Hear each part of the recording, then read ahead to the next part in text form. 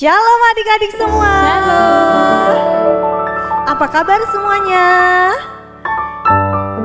Bersama Kak Lini dan Kak Dewi. yuk kita mau sama-sama beribadah, memuji dan menyembah Tuhan. Kita berdoa dulu ya. Semuanya tutup mata, lipat tangannya. Tuhan Yesus, terima kasih untuk pagi hari yang indah ini. Kami bersyukur kami bisa beribadah kepadamu Tuhan. Tuhan, berikan kami hati yang sungguh-sungguh di dalam Engkau. Terima kasih Tuhan, dalam nama Yesus kami berdoa. Haleluya, amin. Nah adik-adik, tema kita pada hari ini adalah Bait Allah yang hidup.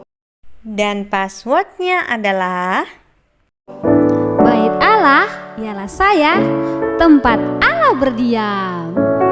Nah, sekarang kita mau memuji dan menyembah Tuhan. Ayo semuanya adik-adik kita bangkit berdiri. Kita katakan bahwa hidup kita punya kita lagi, tetapi punya Yesus. Tuhan Yesus.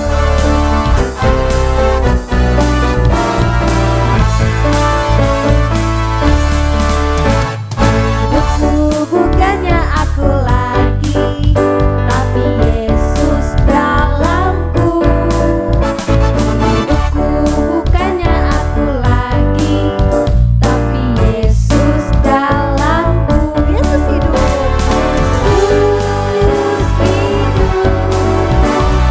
Yesus hidup dalamku. Hidupku bukannya aku lagi, tapi Yesus dalamku.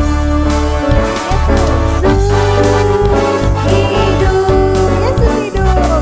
Yesus hidup dalamku. Hidupku bukannya aku lagi, tapi Yesus dalamku.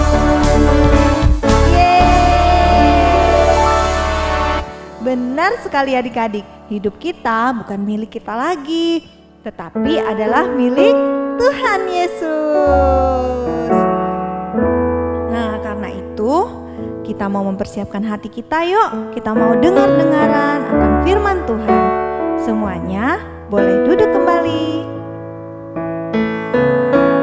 Kita mau katakan, jadikan hati kami sebagai bait-Mu Tuhan.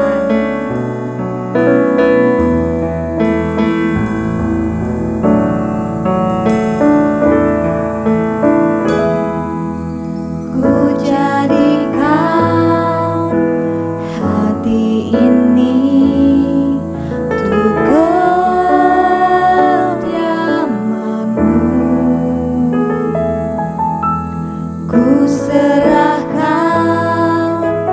hidup ini untukmu Allahku. Di hati. Hati inilah rumah-Mu. Di hati inilah bait-Mu. Dimanapun ku kan berada, senantiasa Kau ada di hati ini. Di hati inilah rumah-Mu. Di hati inilah bait-Mu. Dimanapun ku kan berada, senantiasa Kau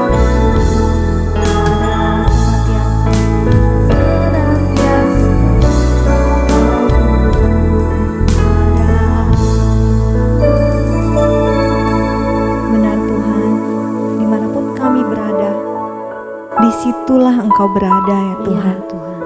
Sebab kami adalah bait-Mu ya Tuhan, Amin. tempat Engkau berdiam. Biarlah kami terus menyadari bahwa Engkau selalu ada di hidup kami ya Tuhan. Terima kasih ya Bapa, bentuk hati kami untuk senantiasa menjadi bait-Mu yang hidup, yang berkenan kepadamu. Di dalam nama Yesus, kami siap mendengarkan firman-Mu. Haleluya. Amin.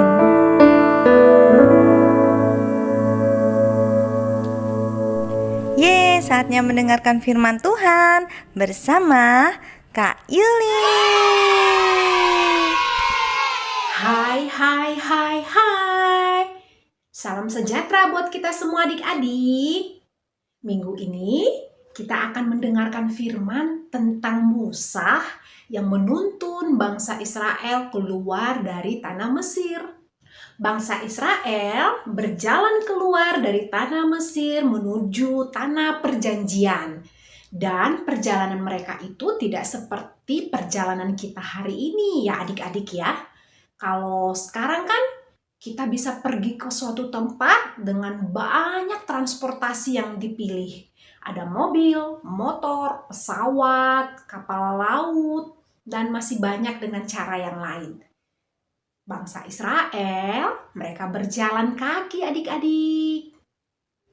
Kalau kita bisa sampai dengan cepat, tapi tidak dengan bangsa Israel. Mereka membutuhkan waktu yang lama untuk bisa sampai pada satu tempat yang akan dituju. Mereka berjalan, beristirahat di suatu tempat, dan membuat kemah untuk mereka tinggal. Nah, pada bulan ketiga setelah mereka keluar dari tanah Mesir, tibalah mereka di padang gurun Sinai. Lalu mereka berkemah di sana di padang gunung Sinai. Di gunung ini Musa menghadap kepada Tuhan dan Tuhan memerintahkan kepada Musa untuk membuat kemah suci, tempat Allah berdiam dan bangsa itu dapat beribadah kepada Tuhan. Inilah bentuk kemah suci yang dibuat Musa pertama kali. Tidak sama dengan gedung gereja sekarang ya adik-adik. Di dalam kemah ini mereka beribadah dan Tuhan berdiam di tengah-tengah bangsa Israel.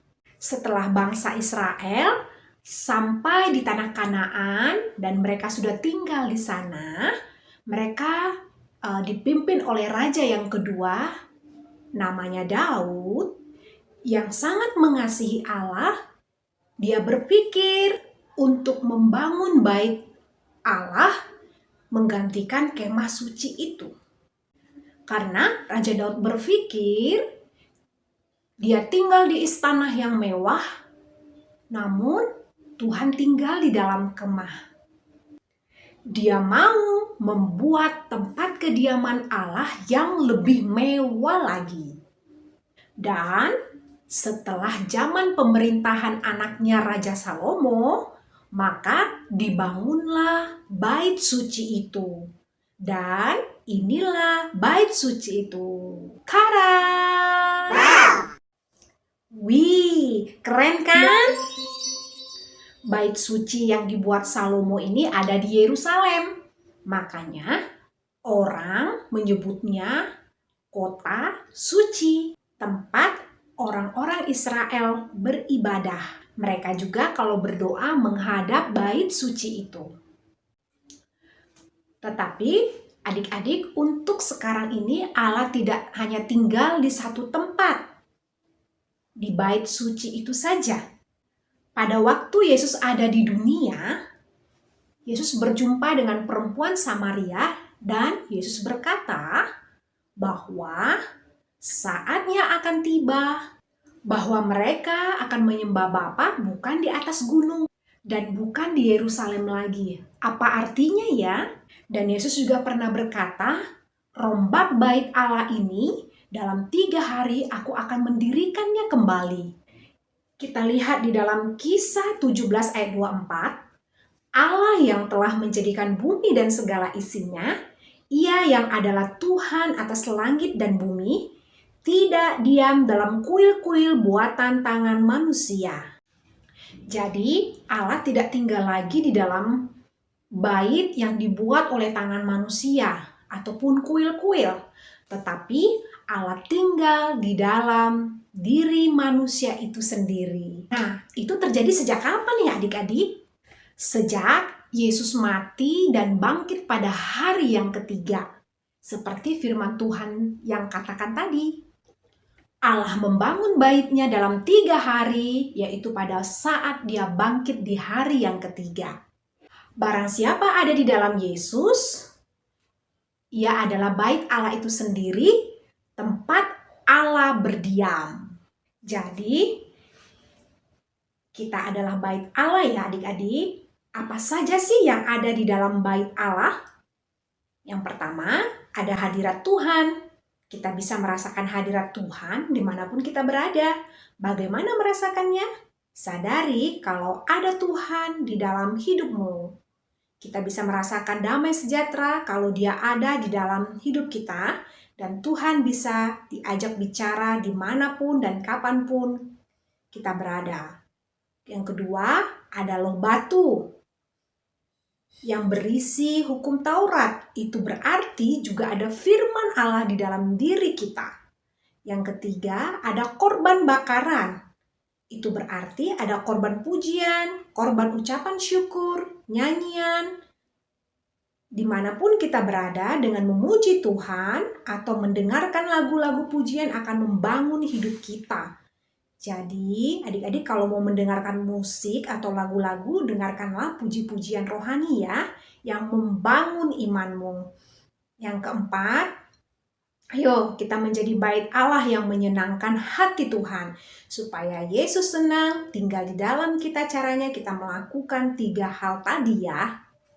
Ayat hafalan kita di dalam 1 Korintus 6 ayat 19-20. Atau tidak tahukah kamu bahwa tubuhmu adalah bait Roh Kudus yang diam di dalam kamu, Roh Kudus yang kamu peroleh dari Allah, dan bahwa kamu bukan milik kamu sendiri, sebab kamu telah dibeli dan harganya telah lunas. Karena itu, muliakanlah Allah dengan tubuhmu. Baca ayat ini ya. Mari adik-adik, kita mau berdoa di hadapan Tuhan. Biarlah ketika kita berdoa, kita membawa doa yang berkenan di hadapannya. Kak Yulia akan pimpin kita di dalam doa. Tuhan Yesus, kami bersyukur kalau kami adalah bait-Nya Allah, di mana Allah berdiam di dalam kami. Kami tahu Engkau di dalam kami di dalam Engkau. Terima kasih Tuhan, Engkau mau tinggal di dalam kami.